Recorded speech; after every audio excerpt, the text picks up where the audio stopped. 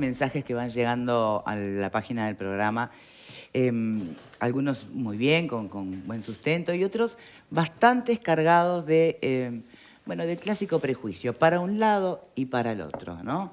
No le perdonan a José Pereira tener una buena camioneta, a José López, perdón, tener una buena camioneta, porque iba a hablar de Pereira, después no le perdonan a Pereira que veranee en José Ignacio, ¿no? Y bueno, y ni que hablar que si tenemos trabajos que no requieren de esfuerzo físico, tampoco se nos perdona, ¿no? A ver, el trabajo, cada uno aporta lo que puede, algunos desde lo físico, otros desde lo intelectual. El punto es, bueno, sumar desde algún rol a la sociedad en la que vivimos. Pero bueno, no sé si algún día llegaremos a estar de acuerdo en eso. Lo único que sí está clarísimo es que hay trabajos más privilegiados que otros, salarios o trabajos de mejor calidad que otros, salarios mucho más dignos que otros. Y en ese sentido entiendo que la lucha del movimiento sindical en este 1 de mayo es algo que nadie puede, o debería por lo menos, contrarrestar, ¿no? Después hay otras apreciaciones, más de tono político, en las que se puede profundizar. ¿Querías decir algo más? Sí, en realidad no había dicho nada hasta ahora y así que nada serio. Tenía muchas ganas de hablar. Abrí sobre el simbolismo y la historia. Sí. Pero, claro, esa historia ha ido cambiando. O sea, yo recuerdo imágenes de 1 de mayo con muchísima gente y además integrando a muchísima gente de distintas orientaciones. Ahora van apenas 2, 3 miembros de algún partido tradicional para acompañar porque de alguna manera reconocen al PIT-CNT no como la organización laboral que engloba a todos los trabajadores, sino como lo que dice la OIT, es la organización más representativa o yo diría la más organizada. Pero si hacemos números, hasta hace unas horas estábamos hablando de la fuerza activa del país, estamos hablando de 1.800.000 trabajadores, el PIT-CNT tiene 240.000 cotizantes. O sea, esos 240.000 cotizantes serían el 12-13% de la fuerza activa laboral. Y cuando nos decimos feliz día y nos deseamos feliz día y nos decimos feliz día los 1 de mayo, nos lo decimos esos 1.800.000, esos 2 millones de trabajadores que existen en el Uruguay que podemos estar afiliados a un gremio o no. El PIT-CNT afilia solamente como cotizante, como personas que deciden prescindir de una parte de su salario, solamente esos 240.000 personas que están afiliadas. Ellos representan a esas 240.000 personas que están afiliadas. Es lo que decía hace un rato el amigo López, digo, son las personas que nos dejan abrazar, son los trabajadores que nos dejan abrazar. En fin, yo hoy noté algo cuando en alguna escasa toma aérea que hizo el canal de televisión que transmitió el evento, noté vacíos increíbles. Yo vi más personas caminando en la Rambla de Pocitos y en la Rambla del Parque Rodó que en el acto del PIT-CNT. Lo digo con mucho respeto, pero es la verdad que yo vi. A mí le faltó mucha gente y el otro día también, que teóricamente era un acto donde se iba a hacer una suerte de resistencia. Hubo una foto aérea que fue tremenda. Hay unos vacíos tremendos. Te la puedo mostrar la foto. Te voy a mostrar la foto y te vas a llevar una desilusión. Además fue un acto lamentable por otras cosas. También vi muy poca gente. Yo creo que al PIT-CNT le está faltando, me parece, y además lo hemos visto en algunas encuestas de simpatía popular, le está faltando llegarle más a la gente. La gente lo está viendo como un elemento o un instrumento de un partido político. Yo diría que casi al revés. El PIT-CNT ha cooptado o ha copado al Frente Amplio. Esa es mi visión y mi interpretación. José López, usted puede estar de acuerdo o no puede estar de acuerdo, pero es lo que pienso. En cuanto a los discursos, bueno, el discurso de Martín Pereira estuvo cargado de falsedades.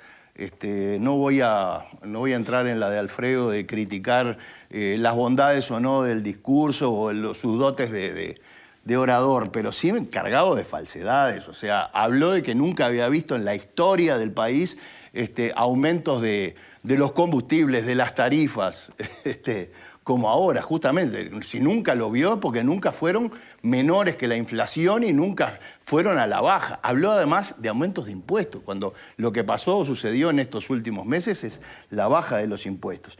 Lo de la sindicalista Puch fue una mejor pieza oratoria, pero con poco aporte, por lo menos en contenidos. Y con lo que me quedo es con el discurso de Abdala, que fue muy bueno en cuanto a lo histórico. Fue bueno por poner lo filosófico en el centro de la mesa, la discusión de capitalismo sí o capitalismo no. Me parece bueno que se debata esas cosas porque se debaten contenidos, aunque no esté de acuerdo en nada de lo que dice Abdala. Y respecto del final, me preocupa mucho el tema de la agenda hacia el Congreso del Pueblo, porque abarca temas que no tienen nada que ver con el sindicalismo, bueno, es parte de ese partido político. Me gustaría pero hubo un punto, a diferencia de lo que dice Alfredo, que Alfredo dijo que a él le interesó de Abdala el tema de la jornada laboral, la reducción de la jornada como punto central. ¿Quiere que le diga la verdad? A mí me gustó un punto del discurso de Abdala que fue atar el crecimiento de los salarios al crecimiento económico. Me pareció un punto interesante porque me parece que es por ahí la cosa. Bueno, y me parece que además no deja de ser Te van a echar el partido. Un reconocimiento encubierto al crecimiento económico que se está experimentando en este periodo de gobierno. Así que lo felicito al PCNT por reconocerlo. Bueno, José, sobre ese punto, bueno, a ver. la pregunta más va a ir derecho a nuestro siguiente invitado, que es el Ministro de Trabajo, ¿no? Porque creo que un poco la base del reclamo general más importante es ese, ¿no? Es cómo lograr justamente en una economía que crece que los salarios se puedan acompasar. Porque en el medio quedó la teoría del derrame famoso que, bueno, por ahora no ha dado señales reales o concretas de producirse. Lo que pasa es que todo esto está en un contexto. Yo, por ejemplo, estaba a escasos metros de Martín Pereira y no dijo lo que mi amigo Rodríguez Pupo acaba de decir. O sea, lo dijo en otro sentido, no sino haciendo una comparación con lo que se había dicho en la campaña electoral y con lo que se está generando, digamos, directamente respecto a todo lo que tiene que ver con el aumento de las tarifas públicas, digamos, del combustible, ¿De la voz te parece el combustible, José, lo digo con la mano en el corazón? Sí. ¿Te parece que estas rebajas que han habido? Yo escuché, a mí me interesa, por obvias razones, escuchar los discursos de todos los candidatos a presidente. Y más de aquellos que tienen más posibilidad de ganar, sabiendo de que era una posibilidad cierta que el presidente de la calle Pou fuera presidente, escuchaba y seguía su discurso con mucha atención. Y me acuerdo en la cancha de Wander, un acto que hubo, donde criticaba fuertemente al gobierno de esa época porque utilizaba, digamos, el aumento de las tarifas públicas respecto a, digamos, hacer caja y dijo que eso no iba a pasar en su gobierno. Bueno, es todo lo que está pasando. O sea, evidentemente ha habido un crecimiento de las tarifas públicas en algunas oportunidades muy por encima de lo que ha sido la inflación y eso se genera también con los combustibles. O sea que ha habido un incremento importante. Pero tú no te acordás la época que bajaba el Brent en el mundo y subía el combustible acá. Yo estoy hablando de lo que decía el candidato a presidente, quien hoy es presidente. También le decía a toda la población de que era necesaria una reforma jubilatoria, pero que no se iba a aumentar la edad jubilatoria. Eso lo dijo también el presidente de la República. Científicamente, andás a ver, no se puede comprobar cuánta gente lo votó al presidente de la República por esas cosas que decía y que ahora la realidad se ve que lo pasó por arriba y no las puede cumplir. Entonces, lo que intentó decir Martín... que aclaró, Bueno, aclaró que se equivocó, tiene derecho a equivocarse. ¿Sí? Ahora, en su campaña política decía una cosa y después hizo otra.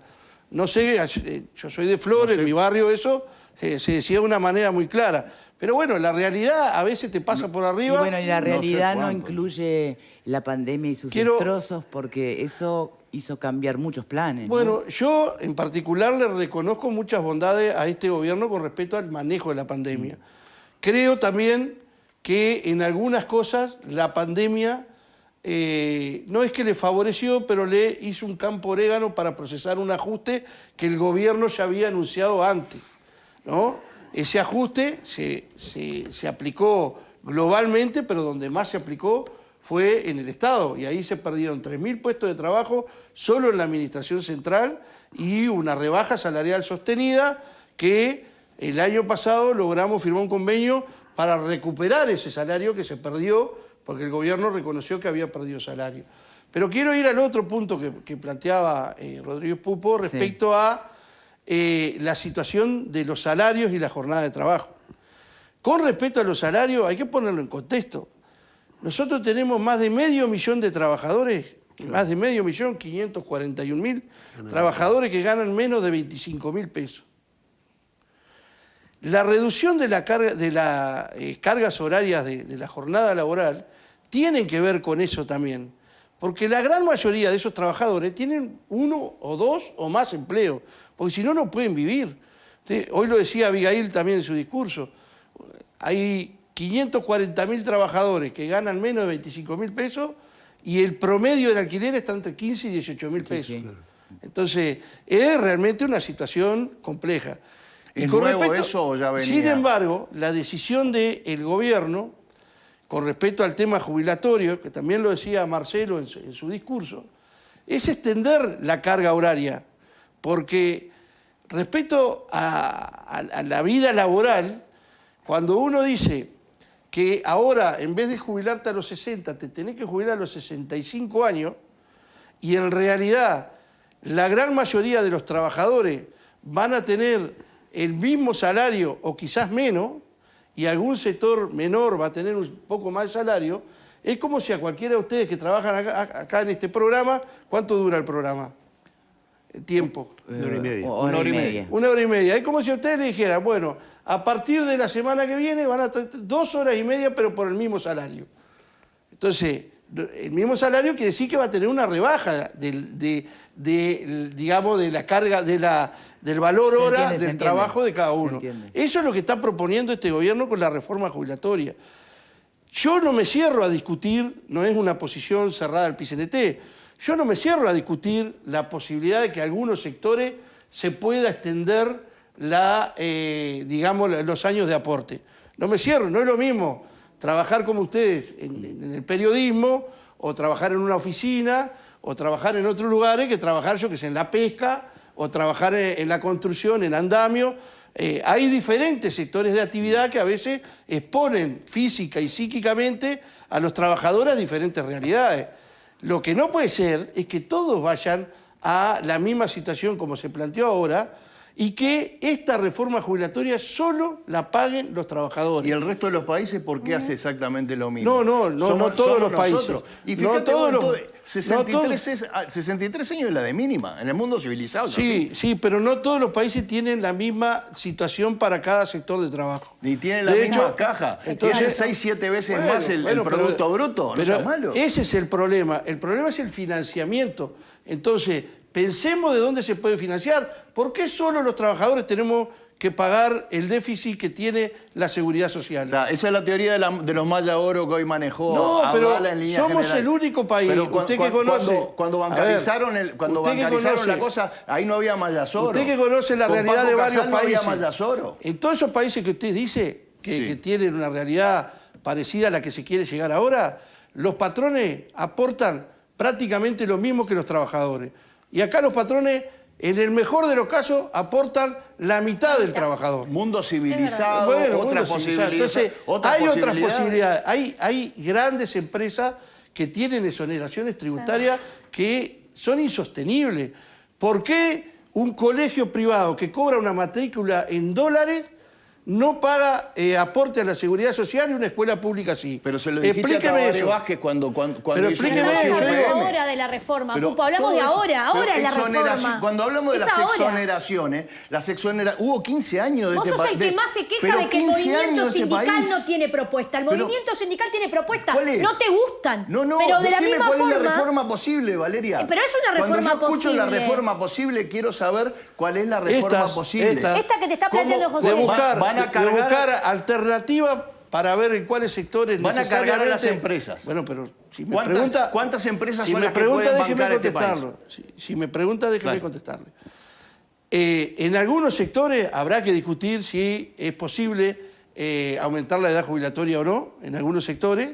En otros nosotros creemos que claramente no. Hay 6 meses Y- para presentar justamente reclamos por sectores para que se entienda Bueno, pero que hay está trabajo cerrado, que tiene esto está determinado... cerrado porque aparte... No, pero hay un pero periodo si real. Esta, está esta cerrado. reforma jubilatoria se transformó en un Antón Pirulero. Lo que salió del equipo experto después se fue modificando, y en los últimos 20 días fue un Antón Pirulero donde cada cual hizo su juego. Sí. Cabildo abierto por su lado, el Partido Colorado después se sintió ofendido, que ya habían votado todo y cambiaron por otro lado. ¿Qué opina Ahora, de lo que dijo Richard tocaron Reed, que es de mejor dónde- que nada? Es de dónde se saca el financiamiento. No, entiendo, pero ¿qué opina de lo que dijo Richard Reed sobre esta reforma que entiende no es la mejor, pero es mejor de lo que hay? Bueno, respeto la opinión, pero yo creo que hay posibilidades de tener De que una sea reforma. perfectible. Hay posibilidades de tener una reforma mucho más adecuada a los intereses del país y de los trabajadores. Bien. Donde, por ejemplo, parte del financiamiento no salga solo de los trabajadores, Sino de las esas empresas que exoneraciones. están exoneradas. Bien. No estamos hablando ni del pequeño industrial ni comerciante. El tema es que el 99% de las empresas en este país son pymes, o sea... Sí, pero Bueno, los pero dólares en el extranjero no son de el las otro pymes. No son las porcentaje que están que falta para el 100 son exoneradas, grandes No, empresas José que Lo, llevan sus ganancias José al Lo, exterior. si tenemos algo en común tú y yo... Espero que nada. Si tenemos algo en común tú y yo es que somos Sí. hinchas de Peñarol. Hay una frase que lo pinta al país, que la decía el contador Damián. En este país otra no vez. hay ricos, Hay hay riquitos. Este país es la no filosofía. tiene muy pocas grandes Los empresas. que La tienen gran 9.000 parte- millones fuera del país no Por son favor, riquitos, por no son favor, riquitos. Por favor, ¿Cuántos no son? pueden hablar de eso porque estuvieron 15 años, no tocaron a nadie. Bueno. No tocaron a la banca, no tocaron a Paco, no tocaron a y Fripur. hoy hay una posibilidad de un, Pero ahora se un puede, futuro ¿no? entendimiento. No es que llegaron para Me cambiar. gustaría una Por favor. reflexión final de nuestro invitado, pero tenemos al ministro esperando Que del otro espere, lado. ministro. Ya nos No saludamos se ha hoy en el atrevido acto. este, Esto es Alfredo. un acto de democracia. Entonces, Joselo, reflexión final. Bueno, la reflexión final es que nuevamente el movimiento sindical creo que ha hecho un discurso para presentar a la sociedad en el cual están sus principales reivindicaciones. Me queda donde... solo una duda, perdón. Todo esto que están planificando para el Congreso del Pueblo, que incluye un montón de cosas que van bastante más allá de lo que sería la naturaleza de una central sindical, ¿aspiran a convertirse en partido político? No, para nada. El Congreso del Pueblo en su momento, el primer Congreso del Pueblo, fue un conjunto de organizaciones sociales que plantearon un programa para presentar a la clase política. El movimiento sindical nunca se va a transformar en un partido político porque tiene otra razón de ser. Y en ese marco es que estamos. A veces con el gobierno tenemos diferencias, a veces hasta irreconciliables, pero tenemos buen diálogo. Y en otros momentos tenemos acuerdos. De hecho, yo recién lo expresaba, nosotros firmamos un convenio con este gobierno que nos lleva hasta el final del periodo. Sin embargo, también sabemos que dentro de la interna del gobierno, cuestiones que van atadas a ese convenio que nosotros planteamos y que tienen que ver con la tan meltada reforma del Estado, que la ha impulsado el director de la Oficina de Servicio Civil, hoy el problema lo tiene en la interna del gobierno y no con los trabajadores. Entonces eso también hay que decirlo porque me parece que es parte de una realidad que existe en nuestro país, pero que Bien. por lo menos desde nuestro lugar siempre se ha procesado con muy buen diálogo, más allá de la diferencia con el gobierno. José López, vicepresidente del PIT-CNT, muchísimas gracias por habernos acompañado, por darnos su mirada y que disfrute el resto de la jornada antes que se apague el fueguito, ¿no? Bueno, Que no ojalá llegue a tiempo. Envía- Muchas gracias por No, recibirme por y un favor. saludo a Marguerite, que si lo ven por acá de nuevo. Bien. Envía con